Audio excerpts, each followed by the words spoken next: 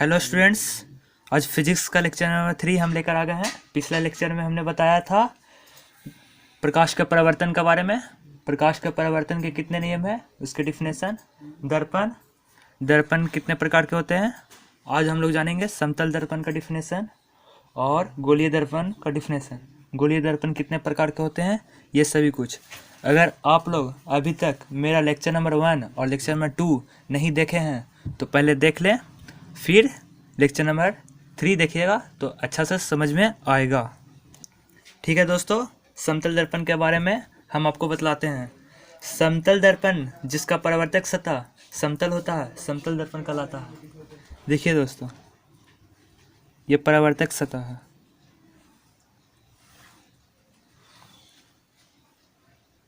इसका परावर्तक सतह समतल है, इसलिए इसे समतल दर्पण कहते हैं। इसका डिफिनेशन लिखने जा रहे हैं, देखिएगा। सभी लोग पेन कॉपी लेकर बैठ जाएं ताकि इसका नोट्स बना सकें। वैसा दर्पण जिसका परावर्तक सतह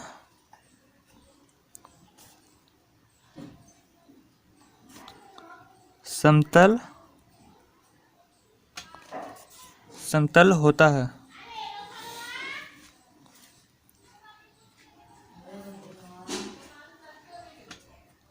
समतल दर्पण कहलाता है।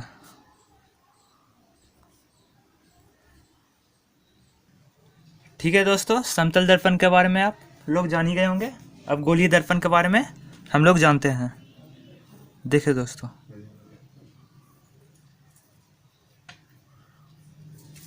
गोलीय दर्पण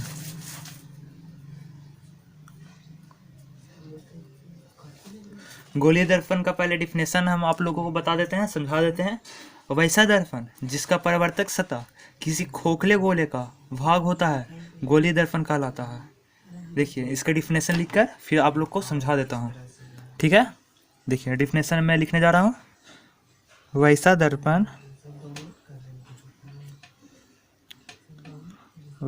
दर्पण जिसका परावर्तक सतह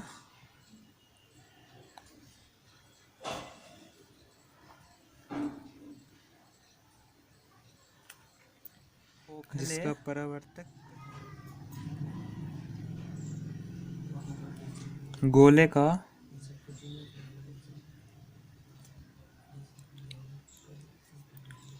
भाग होता है,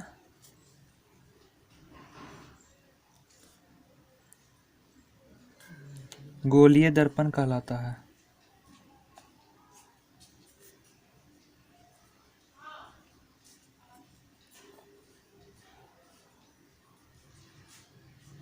गोलीय दर्पण कहलाता है। देखिए दोस्तों, हम आप लोग को समझा देते हैं। देखिए, ये है, देखिए ये इसका केंद्र ये है, ये गोलीय है।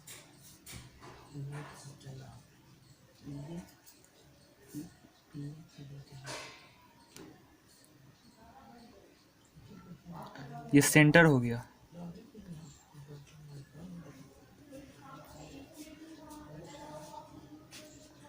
ये कोई खोखला गोला है जिसे हम यहाँ से काट देते हैं, यहाँ से देखिए इसको काट कर निकाल लेते हैं, इसे काट कर निकाल लेते हैं, और इसको काट कर हम यहाँ पे देखिए रख देते हैं। ये देखिए पीछे रंजित भाग कर देते हैं, देखिए। फिर इधर से काटे हैं, ये है, देखिए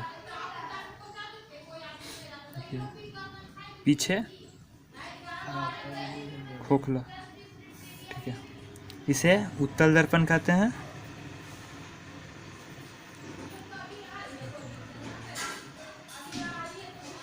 इंग्लिश में कॉन्वेक्स मिरर, इसे अवतल दर्पण।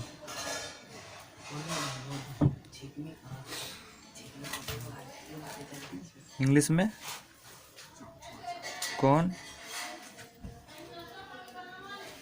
कॉनकेव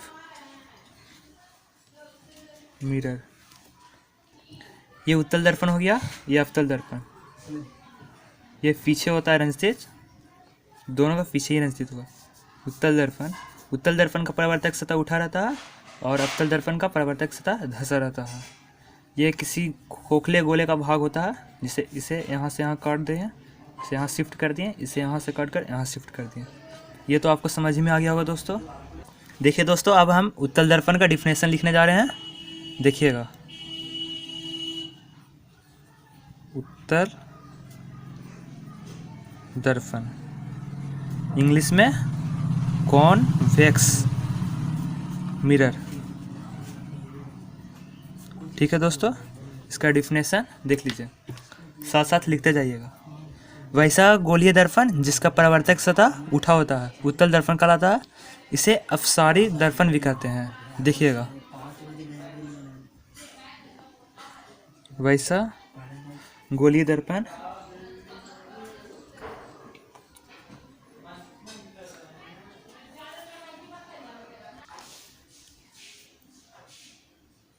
दर्पण जिसका परावर्तक सतह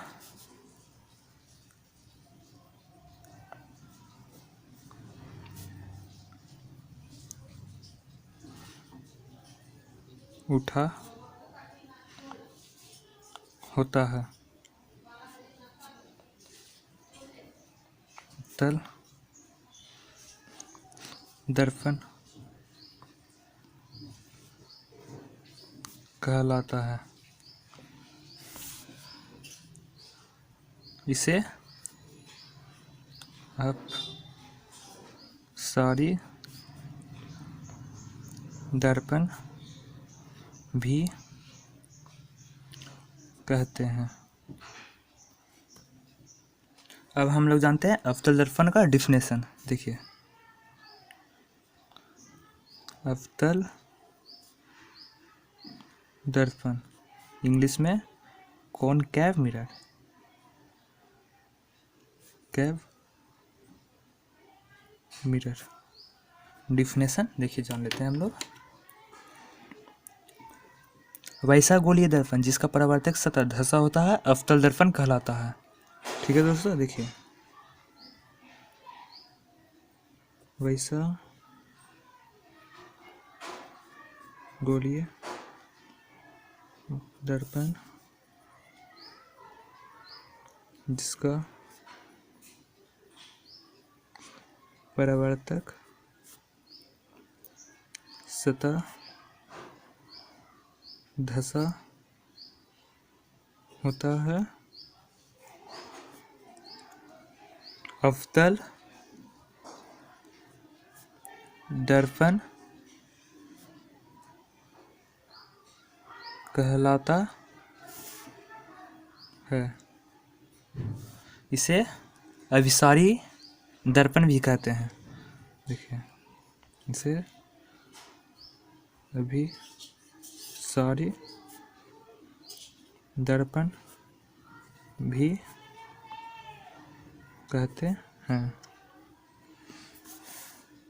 देखिए दोस्तों, मैंने यहाँ पे उत्तल दर्पण को अपसारी दर्पण भी कहते हैं ये कहा है, और यहाँ पे कहा है अवतल दर्पण को अभिसारी दर्पण भी कहते हैं। आइए हम लोग जानते हैं कि उत्तल दर्पण को अपसारी दर्पण क्यों कहते हैं और अवतल दर्पण को अभिसारी दर्पण क्यों कहते हैं। देखिए अगला क्वेश्चन, ठीक है। उत्तल दर्पण को अभिसारी दर्पण क्यों कहते हैं। सॉरी दोस्तों, उत्तल दर्पण को अभिसारी नहीं अपसारी दर्पण कहते हैं, ठीक है। अपसारी दर्पण। दोस्तों सभी लोग नोट्स बनाते जाना। ये क्वेश्चन VVI क्वेश्चन है, देखिए यहाँ पे मैं लिख देता हूँ VVI क्वेश्चन। बोर्ड्स में ये पूछे जाते हैं क्वेश्चन, देखिए। उत्तल दर्पण को अपसारी दर्पण इसलिए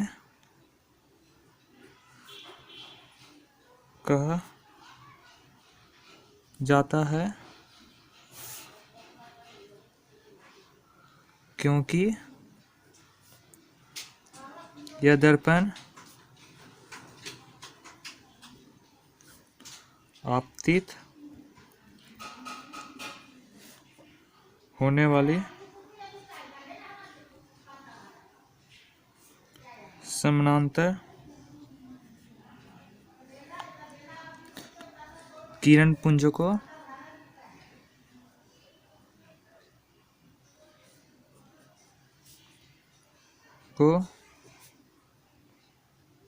परावर्तन के बाद फैला देता है। देखिए दोस्तों, उत्तल दर्पण को अपसारी दर्पण इसलिए कहा जाता है क्योंकि उत्तल दर्पण अपने सतह पर आपतित होने वाले समानांतर किरण पुंजों को परावर्तन के बाद फैला देता है। इसे हम लोग एग्जाम्पल से समझते हैं। आइए देखिए, एग्जाम्पल से चित्र से समझाते हैं आप लोग को। देखिए, ये उत्तल दर्पण हो गया, इसका पिछला भाग रंजित होता है इस तरह, ठीक है। और ये देखिए किरण पुंज आ रही है, देखिए आ रही है, देखिए इस समानांतर किरण पुंज आ रही है, इस पर इस सतह से टकराने के बाद ये फैला देती है। देखिए फैला देती है, देखिए फैला दी, देखिए अपने सतह पर आपतित होने वाले प्रकाश किरण को फैला देती है चारों ओर। देखिए उत्तल दर्पण। आई होप आप लोग को समझ में आ ही गया होगा कि उत्तल दर्पण को अपसारी दर्पण क्यों कहते हैं। आइए अब हम लोग जानते हैं अवतल दर्पण को अभिसारी दर्पण क्यों कहते हैं। देखिए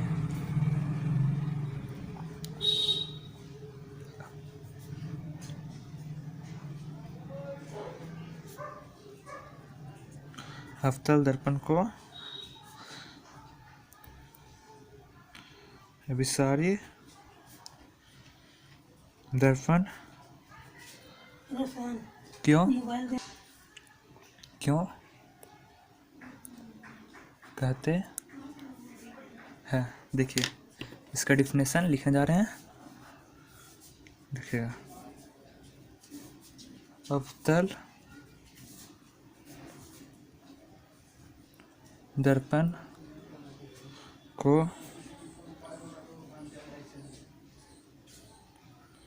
अभिसारी दर्पण इसलिए कहा जाता है क्योंकि यह दर्पण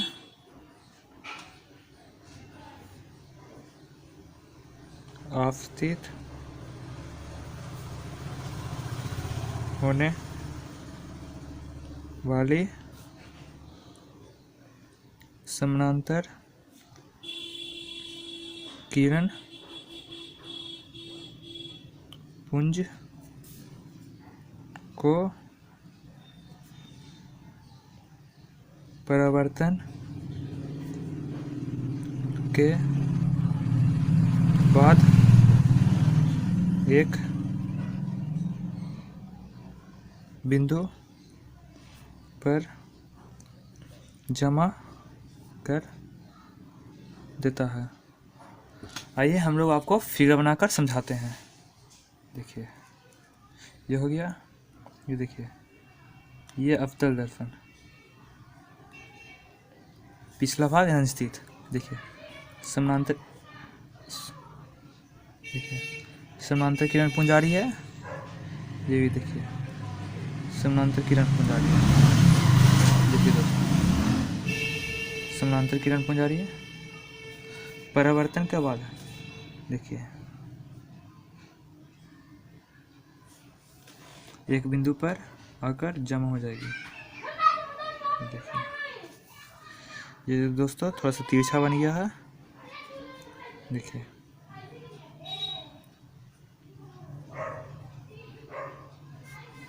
देखिए एक बिंदु है आकर यहाँ पे जमा कर देती है। अवतल दर्पण। सभी लोग नोट्स बनाते जाइएगा दोस्तों। समानांतर किरण पुंज के बारे में लेक्चर नंबर 1 में आप लोग को बता दिया गया था, इसलिए लेक्चर नंबर 1 देख लीजिएगा अगर आप लोग को दिक्कत हुआ होगा तो। अब हम आप लोग को बता देते हैं कि ये जो दर्पण है, दर्पण में एक ध्रुव होता है जिसे दर्पण का ध्रुव कहते हैं। देखिए अब हम लोग जानते हैं दर्पण का ध्रुव किसे कहते हैं। देखिए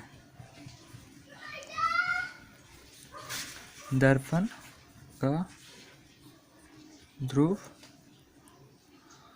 किसे कहते हैं, इंग्लिश में इसे पोल कहते हैं। देखिए दोस्तों दर्पण के मध्य भाग को दर्पण का ध्रुव कहा जाता है। संकेत में से पी के द्वारा भी सूचित किया जाता है। देखिए ये दर्पण है, जैसे अवतल दर्पण। ये जो बीच का हिस्सा है ये पोल कहलाता है। पोल दिख रहा है ना दोस्तों। देखिए ये ध्रुव कहलाता है। देखिए हम आप लोग को अब डिफिनेशन लिखकर बतलाते हैं। दर्पण के मध्य भाग को दर्पण का ध्रुव कहा जाता है। इसे संकेत में पी के द्वारा सूचित किया जाता है। अब हम लोग जानते हैं कि दर्पण का वक्रता केंद्र किसे कहते हैं। देखिए दोस्तों दर्पण का वक्रता केंद्र किसे कहते हैं, इसे इंग्लिश में सेंटर ऑफ कर्वेचर कहते हैं। देखिए सेंटर ऑफ कर्वेचर, ठीक है। इसके डिफिनेशन लिखकर आपको इस चित्र के साथ बतलाता हूँ। देखिए गोलीय दर्पण का परावर्तक सतह जिस खोखले गोले का भाग होता है